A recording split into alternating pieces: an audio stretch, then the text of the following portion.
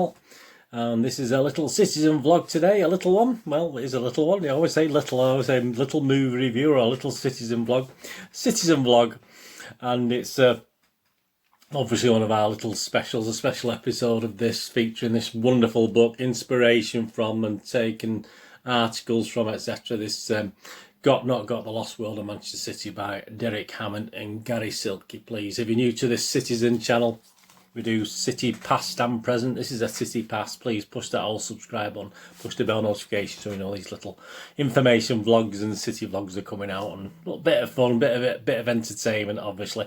And please don't forget as well, this is obviously my little sister companion to this, is the Not Got Now Got, the Found World of Manchester City, where I open, so don't get confused with the two, where I open up city memorabilia that purchased by auction, and I open with you unknown. I do obviously buy them, but I do forget what I buy sometimes because I order quite a lot of stuff or bid on quite a lot of stuff. So please join me for the sister channel to this as well, which inspired me to do it. Actually, this sort of little vlog inspired me to do that little sister vlog of found, not found, when I open up memorabilia. So please check out those on the playlist as well. Well, today we're going to have a look at 5 things covered in this book. I'm going to have a look at Rattles, the 1970 World Cup collection, which I learned something about today, which I hadn't known. Shoot magazine, Mobil Badges, and Cars in the Grounds. More disability cars, more mobility cars in the grounds. So we're going to look at 5 things today. Rattles, yeah. Rattles. Well, it was obviously a thing that was about when I was first going to football. My father was very, very sensible, and he probably very good with his hands. He used to be very good at making things, etc. But he would never let me have a rattle, unfortunately, or he never made me a rattle because, as they say in the book, Got Not Got, they were nearly always homemade, employing the sort of engineering skills that only Dad could manage, and painted up in glossy club colours with the team name added as a finishing touch. What modern day health and safety laws would have to say about spinning this fairly hefty chunk of wood at a speed around your head in a tightly packed crowd, I don't know, and obviously I would have to agree with that sentiment. You'll have someone's eye out, probably. I think some king said that, didn't he, in a battle in 1066. You'll have someone's eye out with that if he's not careful. Anyway, yeah, the rattle. Did you have your rattle? I didn't have a rattle. I mean, obviously, guys my age, I say I'd never had that pleasure. I remember seeing them, but I thought it was more a 50s thing than a 60s thing, personally. Certainly by the mid-60s it started to die down, and said certainly by 70s and 80s, with all the trouble around grounds, I don't think they would have been acceptable, would they, to the police forces manning these games, never mind anything else. And I think that became important. It's such a shame. That's a great image of a rattle, isn't it, with the city on it, and obviously Colin Bell there, lovely sticker. That was probably on another Got Not Got, that sticker. So yeah, did you have a rattle? As I said, my dad was very good with his hands, but he never made me a rattle. So that's something I missed out on, even though I was probably of an age where I might have just snuck in with the rattles. Right, on to the next thing. The 1970 World Cup coin collection we're going to talk about today. Well, there you go. Yeah, we invented a song which was total lies, wasn't it? Obviously invented a song well before the 1970 World Cup. It's something to do with Pardo, and we're off to Mexico, and Bell and Lee and Summerby, but hey, there's only actually 2 players made it, didn't they, in the final squad? It was only Mr. Colin Bell and Francis Lee. I don't have Colin Bell's coin, but I do have this one there for Francis Lee, the old SO coin there with Francis Lee on it. So I've got that SO coin, which I've got part of my memorabilia. I didn't have that. I actually bought that a few months ago. You've probably seen that in me Got Not Got opening up that actually as I found it. But as you know, we obviously there's no Pardo. There's never a Pardo in the squad. But obviously I can't see a Summerby either, so I don't know what happened there. But we did have a certain other gentleman, didn't we? And I've got his coin here, and he never actually even played for England, but he was named in the original squad. And he was certainly in the SO collection of World Cup coins. Yeah, it's like a quiz question, isn't it? Mr. Alan Oakes. So again, I've got that one there. So again, there was no one really knows why, but there you go. They're on a blue background, the World Cup coins, and I sort of missed out on these things. Well, in 1970, I was sort of devastated, obviously, when England lost in the 1970 World Cup. But I didn't really know. My dad didn't have a car. I didn't really know many people with a car, so I sort of missed out on these things. And it's the sort of thing I would have loved to have collected, obviously, at the time. Obviously, I just about remember the '66 victory, World Cup Willie and all that. But the 1970, that was when I was in my, that was when football took over in my life, basically. Or, everything revolved around football, City and England at the time. Obviously, England started to wane a little bit over time, but obviously City never has.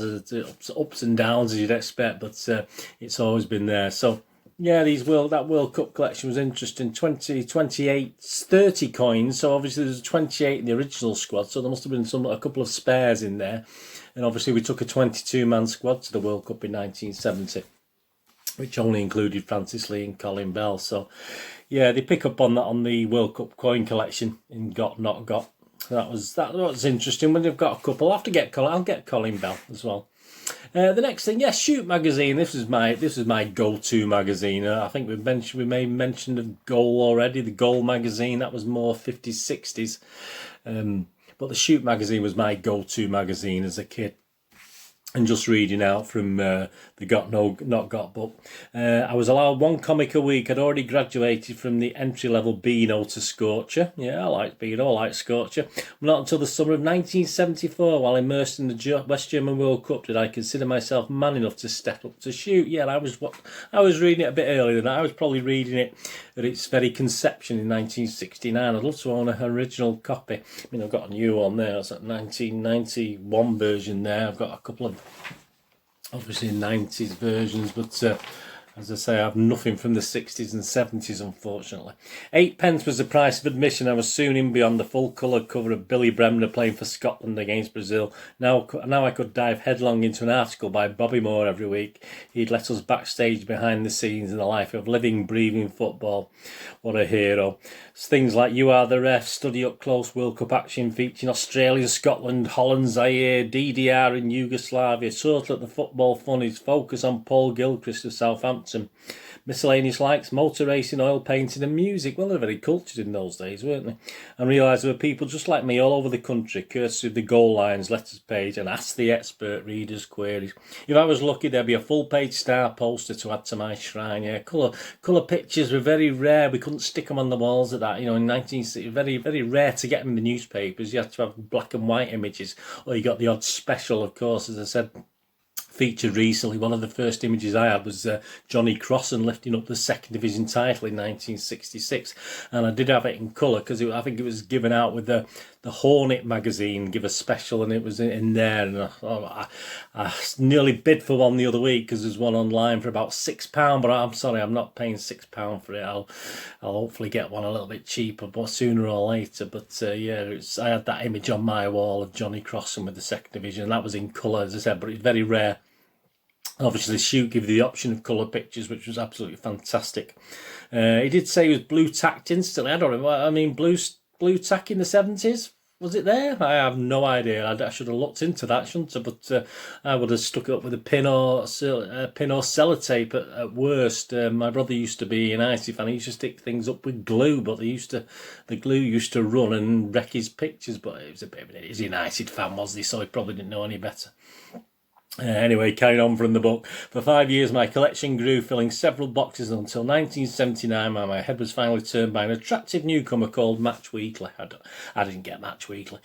I'm sorry I dropped you, Shoot, but I'm even sorry when we are now live in a world where kids can't leg it down to the newsagents to eagerly pore over the latest issue. Get it? Is it you? I mean, you've got what, 442 magazine now, haven't you, and things like that, but they're very few and far between. And obviously, without Shoot, how would I have got this? How would I have got these Shoot League ladders? Without Shoot, where would that have been born? Who would have even thought of it? Would anyone have thought of it? I don't know. Perhaps someone thought of it before Shoot. I'm not too sure. But great memories. 1969 to 2008. It's the lasted Shoot magazine. Mobil Football Club badges. It's another one. Again, it's a football thing. It's a football thing, but it's petrol. So again, not knowing anyone without a car. But this was the early 80s. I actually had a car in the early 80s, and I don't remember. I certainly didn't fill up at Mobil stations because I don't remember this. And they go on to say in the publication, in the book, We loved these silk badges given away with Mobil petrol in the early 80s. When was the last time you visited a petrol station to be gifted a football collectible that you thought was worth holding on for 30 years? Made of pure 100% silk from a silkworm's bottom and as such suitable for stitching onto your Sunday best anorak or parka. Free with 4 gallons of full start. The only downside associated more with the free giveaway post than the patches themselves was the prospect of a giant Alan Hudson on the image marauding down the country like King Kong or Godzilla, stomping down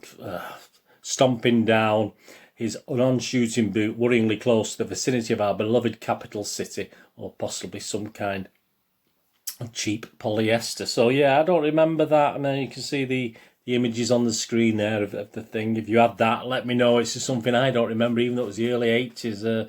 Again, I wasn't perhaps into collecting as much then. I was going to the games and collecting programmes, but I wasn't really looking out for little specials like that. And certainly, as I say, I did have a car in the early 80s, but not for too long, you know. So I sort of missed out on that, because I certainly would never have shopped at Mobil. That was quite interesting. If you remember that, I certainly don't. But it's a great football badge, great patch that, wasn't it? It's great. It's just a shame you got a big Mobil on the bottom of it. You know, just cut that off. Could you cut that off and make it a bit better?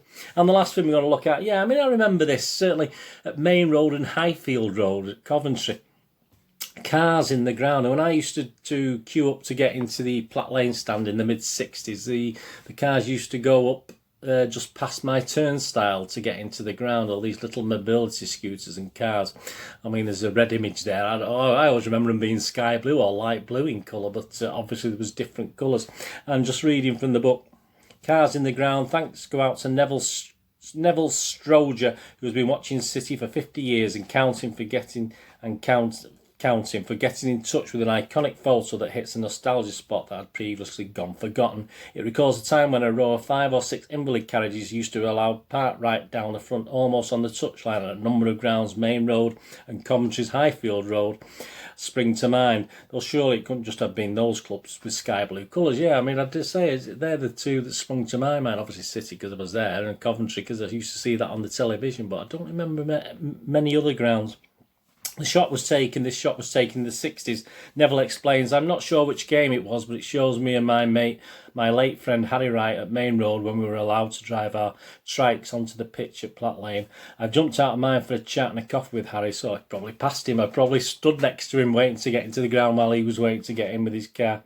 And he used to come up the tunnel in the corner, and I used to walk up that tunnel, so you used to be careful. But I think they used to let him in earlier, so they'd sort of come trundling up before most of the fans got him. I've jumped out of mine for a chat and a coffee with Harry, whose disability dated back to the Second World War. We were great pals. He always put a totted rum in my coffee, which he supplied. So easing the conservation away from Nev's cracking winkle pickers, he finally brings up to date. I worked for Manchester City Council before my retirement, having input into the City of Manchester Stadium as part of my job. I also did the visit with the RIBA, Royal Institute of British Architects, when the stadiums won the award. We trust City could count on your unbiased vote, Neville. So there you go. Those cars, you remember the cars? I mean, obviously a lot of younger watchers of this won't even remember those cars, will they? But as you say, they're vivid in my memory, and that's a great image there with the Kipak corner of the Kipaks, unsegregated Kipaks there in the corner, which was absolutely fantastic. So some good memories, some great memories there. Anyway, I mean, what was I think obviously Shoot magazine, my standout. I don't really remember the Rattles. I remember the Rattles, but I certainly didn't have a rattle. The 1970 World Cup collection, I've only added that a couple of coins since then. Literally in the last few months. The Mobil Badges, I have no idea about them. There must be some of them knocking about, but I do go on now and try and look on auction sites, not just the main one, and try and find things like this, and then hopefully I can pick them up fairly cheap and feature them in another City Not Got Now Got, which obviously accompanies this little vlog. Anyway, I hope you enjoyed that. And my thanks again to these two guys. The publication, you can still get it on I was going to say it then, certain auction sites, well-known auction sites, probably on other retail sites as well.